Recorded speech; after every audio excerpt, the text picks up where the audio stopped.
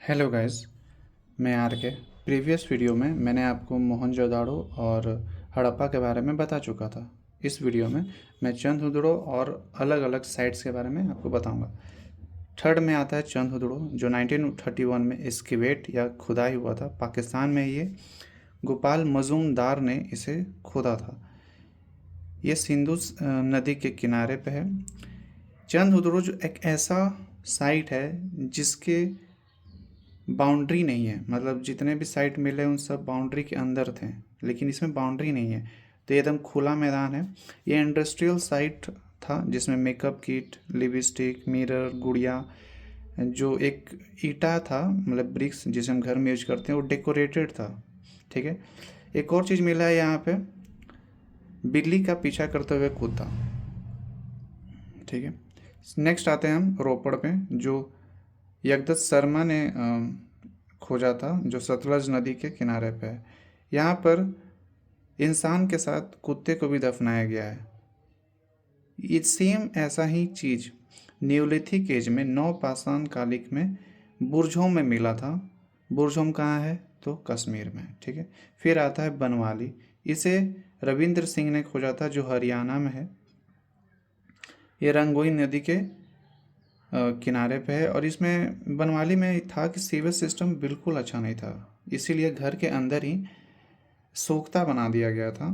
Roads जो था वो बहुत ही ख़राब कंडीशन में। नाम तो इसका बनवाली है, बट जितने भी काम थे वो सारे ख़राब थे। तो आप इसको ऐसे याद कर सकते हैं कि बनवाली नाम है हरियाणा में, बट इसके जितने भी काम थे, मतलब ना ही नाली अच्छा से होना, रोड अच्छा से नहीं होना, ये सब आप रिमेंबर कर सकते हैं। फिर आता है धोलावीरा, जो गुजरात में है। रविंद्र सिंह ने इसे भी खोजा था। इसका सबसे बड़ा प्लस पॉइंट है धोलावीरा का कि ये सबसे बड़ा साइट है सिंधु सिविलाइजेशन का। फिर आता है कालीबंगा। कालीबंगा का मतलब होता है काली मिट्टी की चूड़ी। इसे बीबी लाल और बी के थापड़ ने खुदाई किया था। ये घग्गर नदी के किनारे है। घग्गर नदी को अम, सरस्वती बोला जाता है। मतलब पहले के ज़माने में जब एंशियंट इंडिया था, तब उस वक्त सरस्वती नदी को घग्गर बोला जाता है। यहाँ भी डेकोरेटेड एक ब्रिक्स मिले हैं। जोता हुआ खेत, प्लाउज्ड फील्ड, मतलब समझ रहे हैं ना। हवन कुंड मिले हैं, पूजा पाठ की सामग्री। ठीक है। फिर आता है लोथल। ये आपको ऐसे भी याद हो रहा है, लोथल कहाँ है? गुजरात में। ये पोर्ट ऑफ सिंधु सिविलाइजेशन था। मतलब यहाँ पर जितने भी जहाज़ थे वो रुकते थे। डॉकयार्ड था, मतलब सामान जो है उतारा जाता था। जो यहाँ पे घर होते थे, उनके जो दरवाजे थे वो रोड पे खुलते थे, जिससे सामान, मतलब हो सकता है कि जो घर हो वो कैसे हो, दुकान हो या फिर एक, आप क्या बोलते हैं, स्टोर रूम हो सकता है, कि बाहर अंदर करने में इजी हो। ठीक है। बाकी जितने भी आपको साइट्स मिलते हैं वो उनके दरवाजे रोड्स पे नहीं खुलते थे, उनके दरवाजे बगल से खुलते हैं थे। बहुत दिमाग था उनमें। अब हमारे एरिया में देखो, जितने भी दरवाजे हैं घर के बाहर ही खुलते हैं। उससे क्या होता है, बच्चे बाहर खेलते रहते हैं, चोट लगने की आशंका होता है। लेकिन उस वक्त बहुत ही सोच समझकर कुछ भी कदम उठाया गया था। फिर आते हैं यहाँ पर्शियन कॉइन मिले हैं, जिससे ये दिखाया जाता है कि फॉरेन ट्रेड होता था। युगल सावधान क्या होता है? ये युगल सावधान का मतलब होता है वाइफ एंड हस्बैंड को, दोनों को एक साथ ही मतलब फनरल कर देना, अंतिम संस्कार करना। फिर आता है लास्ट एंड रंगपुर, जो गुजरात में है। यहाँ धान की भूसी मिली है।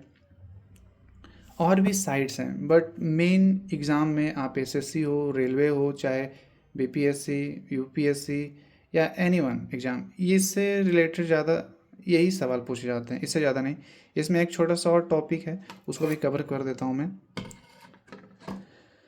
सिंधु सिविलाइजेशन का ही कुछ इंपॉर्टेंट चीज़ें, इससे बहुत ज़्यादा सवाल किए जाते हैं। तो ये एक शहरी सभ्यता थी, अर्बन सिविलाइजेशन था। इंडिया का सबसे बड़ा साइट कौन था? तो राखी गढ़ी बोलते हैं। मतलब इंडिया में जैसे जितने भी सिविलाइजेशन मिले, इंडिया पाकिस्तान के कंबाइन मिले हैं। कुछ इंडिया में मिले हैं, कुछ पाकिस्तान में मिले हैं, लेकिन जो राखी गढ़ी है वो फुल इंडिया में है और सबसे बड़ी साइट है। सिंधु सिविलाइजेशन का अगर सबसे बड़ा साइट बोला जाए तो धोलावीरा है, जो गुजरात में है। यहाँ पर जो रोड है, ठीक है, बनवाली को छोड़कर जितने भी रोड है 90 डिग्री पे कटते थे और ईस्ट और वेस्ट डायरेक्शन में जो होते थे, तो जिसके वजह से जो हवाएं चलने की वजह से खुद ब खुद रोड साफ हो जाते थे।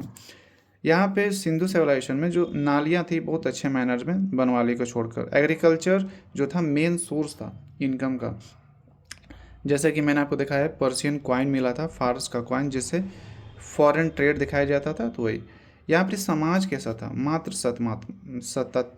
सत्तात्मक था, मतलब माँ की ज़्यादा पूजा की जाती थी। सपोज दैट जैसे कि आज के ज़माने में आप देखें कोई भी आदमी आपसे मिले तो आप सिंपली बोला जाता है कि तुम्हारे पापा का नाम क्या है, लेकिन उस वक्त माँ के नाम से ही जाना जाता था, तो माँ को ज़्यादा वैल्यू। यहाँ पर लिपि लिपि कैसी थी, तो पिक्टोरियल थी, मतलब जो भी पिक्चर विक्चर मिले हैं, कुछ भी आर्कोलॉजिकल सोर्स मिले हैं तो पिक्चर था, उन पर लिखा हुआ कुछ ज़्यादा मिला नहीं है। ठीक है, उस लिपि को हम पढ़ भी नहीं सकते हैं, मतलब पढ़ा नहीं जाता है, पिक्टोरियल था तो समझ सकते हैं। ठीक है, क्वाइंस पर काव का पिक नहीं था, मतलब उस वक्त शायद ये कहा जाता है कि सिंधु सिविलाइजेशन में गाय से लोग परिचित नहीं थे। ठीक है, एक सींग वाले जानवर की ज़्यादा फेमस है, मतलब एक सींग वाला जानवर, वो एक सींग वाला जो जानवर है वो कौन है, क्या नाम है उसका, ये भी नहीं पता। तो सिंपली आप बोल सकते हैं कि ओके। फिर वेट जो बटखारा था 16 केजी का मिनिमम था, मतलब आजकल तो 500 ग्राम 10 ग्राम ये सब मिल जाते हैं, लेकिन वो 16 केजी का था। तलवार और लड़ाई से परिचित नहीं थे। सिंधु सिविलाइजेशन इंड, मतलब सिंधु सिविलाइजेशन का जो ख़त्म था वो फ्लड की वजह से मेन कारण बोला जाता है।